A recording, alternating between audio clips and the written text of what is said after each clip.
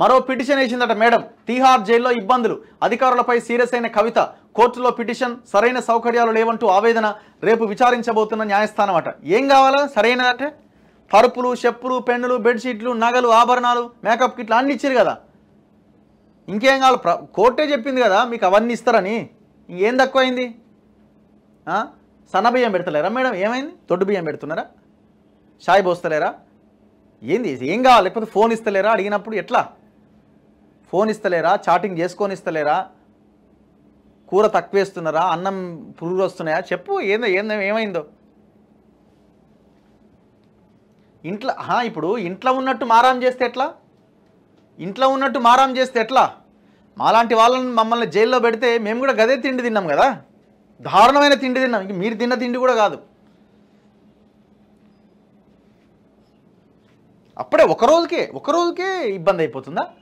ఒకటే రోజుకి ఒక రాత్రి అయిందో 2 రాత్రులు అయిందో గంతే. మరో పిటిషన్ వేసిందట మేడం. తీహార్ జైల్లో ఇబ్బందులు, అధికారులపై సీరియస్ అయిన కవిత. కోర్టులో పిటిషన్, సరైన సౌకర్యాలు లేవంటూ ఆవేదన.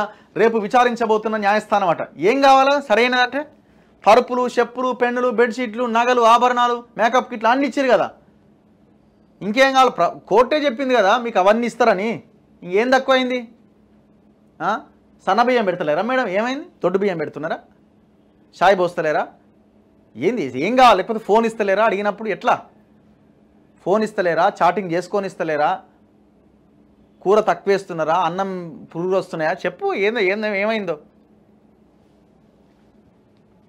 ఇంట్లో? ఇప్పుడు ఇంట్లో ఉన్నట్టు మారాం చేస్తే ఎట్లా? ఇంట్లో ఉన్నట్టు మారాం చేస్తే ఎట్లా?